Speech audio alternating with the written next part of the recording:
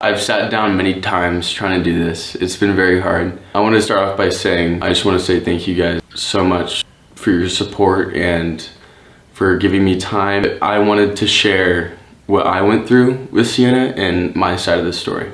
This all started when my friend came out with a tweet because he was worried about me. He actually witnessed a bunch of times what Sienna did to me. After Mason's tweet, their family reached out to our family, told Mason to take down his tweet, and he did. We wanted to settle it offline. Our families and our lawyers got together. My statement was confirming the tweet, it was the truth, and basically that we're handling it offline now. Sienna posted her own version of the statement and said she was going to handle it offline. After that, she basically posted an 8-minute video invalidating my feelings, saying untrue stuff about me, about my friend and my brother. I think the most hurtful thing is that what she did to me, she said it was untrue. That hurt a lot. After that video, another one of my friends came out with the video when I was at a party, like passed out on the couch. When they told me about what happened, they said they pulled her off of me. My twin, a friend, and another friend got in an argument with Sienna saying, "You can't do that. Jack doesn't like you like that." That night she posted a 15-part aggressive video gaslighting everything about what happened, how much she loved me, and that I was using her for clout, which was all lies. It was typical gaslighting to a victim. It was, why didn't you stop hanging out with me? Why didn't you tell me in the first place? Someone who explained it perfectly is this guy on TikTok. He posted a video and it was just, he explained oh my God. He explained everything perfectly. It's a trauma that you have to process, and sometimes you have to process it alone because an entire society is against you as a man. Sienna, I've watched the video exactly of what happened, the video evidence that I've seen over and over and over again, and you say his hand moves. His hand moves because it falls off of his friend's back. Your hand is on his crotch. It is not on his upper thigh. He was unconscious. You did a bad thing, and I know you're trying to right it in every way you can because of the account that you have and the following that you have and the life that you're currently living, but I need you to just do us all a favor and admit what you did was wrong. I don't care how touchy-feely your relationship was prior to or after that moment, but just know that he did not speak up and he did not act any different because he knew a society would be against him as it is. And now that everybody's seen the truth, you just attacked in a way that is supposed to be an apology or a righting the wrong. What you're doing is manipulating right now. Any sane person knows that they wouldn't have to go on multiple platforms to post something like this, and they wouldn't be getting angry in the videos that are supposed to be addressing and apologizing. I know you've got a lot to lose, and I know you've got a lot to live for, but here's the truth. You getting worked up because people are trying to get the truth out of you does not make it right to get shitty in a video. Just know that the truth will prevail, and your bullshit lies will come out. I think his video was one of the reasons why I was okay and was able to not come out with like an aggressive statement like her. I was able just to, I knew the truth. I knew what she did to me. Sienna and I met 4 years ago in high school. She was dating my good friend. And basically it did not turn out well. She cheated on him 2 times and it kind of like created this whole problem in our friend group. I'm the type of guy that's all for like second chances with people. And I always try to see the good in people. I was in the Hype House. I was going back and forth from LA, and Sienna had just gone viral on a couple videos. She reached out to me and basically asked if I want to do an interview with her in LA, and I said, of course. We hung out, reconnected. I showed her around the Hype House, introduced her to all my friends, and I was happy for her, and we just had fun hanging out. I just want to clarify that we both knew that we were just friends. She was seeing and talking to other guys in LA all the time, and I just thought of her as a good friend. We were making videos, we were making dance trends, we had fun. It was just strictly friends, and we both knew that. At this point, nothing inappropriate was happening between us. We were just friends, everything was fine. This next part of the video is very difficult for me to talk about. I've been wanting to talk about it for a long time. So the first incident where Sienna crossed boundaries, it was after filming. We went into the room. I was just chilling on my phone on the bed, and she got naked, like completely naked, nothing on, and straddled me when I was literally just chilling on the bed. But I didn't know what to do in like the situation because it was just like random and weird. Quickly told her, Sienna, get off, we're just friends, stop. They're trying to make out with me. They're like just doing a bunch of things to me, and I kept on saying, Sienna, stop, get off. I didn't want to like be like aggressive. I didn't want to hurt her, you know? So I pulled her off of me, and it took like a couple of tries because I didn't want to be like too rough. And I went out of the room, and that was like the end of it. The next morning, where she was like, I'm so sorry for doing that. I don't know what went through my head. I had to clarify again that I didn't like her that way. We were just friends. She said sorry, that was it. After that, these type of things kept happening. She would do something and I would forgive her, and she said it wouldn't happen again, and we would go on and making fun videos. After all those type of things kept on happening, the Hawaii incident happened where I was passed out unconscious almost like the whole night. She got on top of me, took advantage of me, groped me. I'm so glad they pulled her off of me, and honestly I'm glad that they have evidence. After Sienna found out about the video, she said sorry. She said if this got out, she would be done, that it's horrible, and she's working on boundaries, and she was seeking therapy. And shortly after, there was a party. I was taking pictures with a couple other girls. We took a picture, Sienna came in, started screaming at me, got mad at the girls, told me to come to her room to talk to me.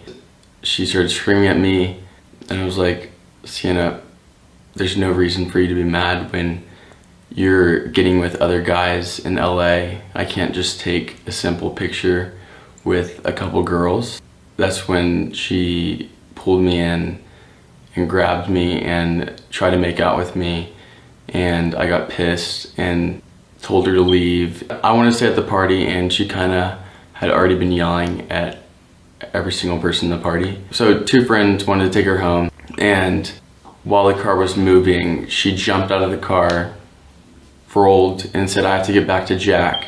So I ran back to the house, and I was like hiding from her, and I was just waiting for her parents to finally pick her up. Looking back now, I don't know why I stayed friends with her, stayed around her. I truly thought she was gonna change for some reason. I feel like she'd say she had so much love for me and that she truly cared for me, and then the next night she would do something like that. She knew I had those boundaries. So when I was at my most like vulnerable state, like when I was arguing, getting heated, or when I was asleep or passed out, that's when she would take advantage of me, because she knew I was at my most vulnerable state. When I'm awake, I hated it. I hated that touch. I hated any intimacy with her because I knew we were just friends. I didn't want that from her.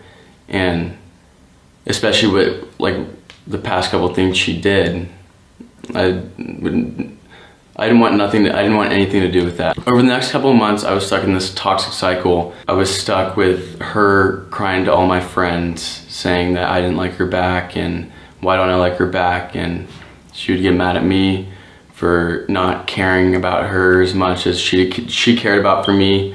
But she'd also be doing these things to me, and would go see other guys in LA.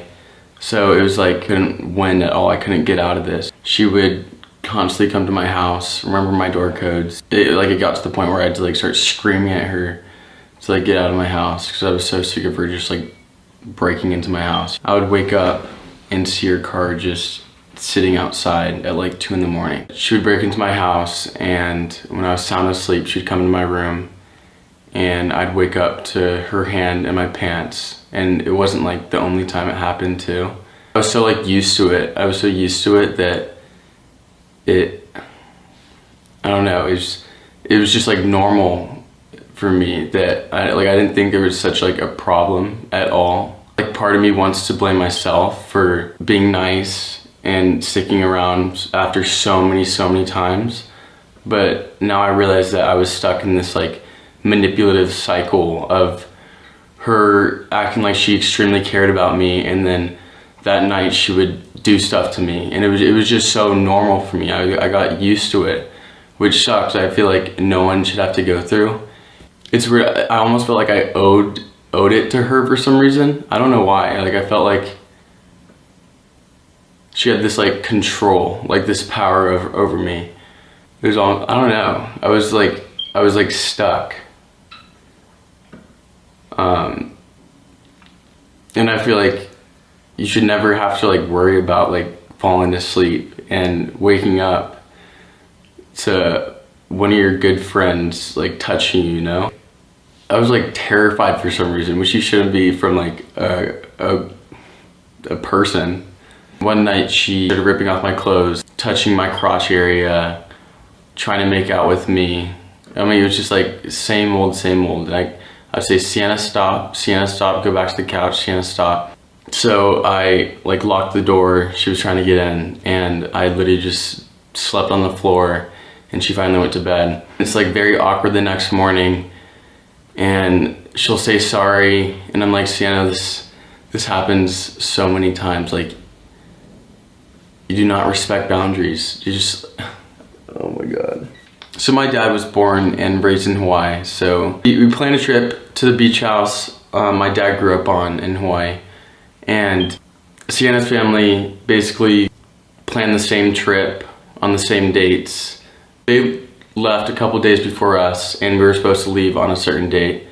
But I didn't want to leave because she already left to go back home, and I did not want to be at home with her because I know she'd find a way to start hanging out with me again. So my mom got a text from Sienna's mom saying that Sienna is on a plane taxiing right now. Hearing that she was coming back is like, this cycle is never gonna end. It's like, it's gonna be like this forever. That's what it felt like. She was always gonna make her way back towards me. She wasn't respecting my space at all. She knew I wanted my space. There's another time I went to Hawaii with a couple friends for like my trip, and she kind of found a way to get on that trip. And we went to a party one night.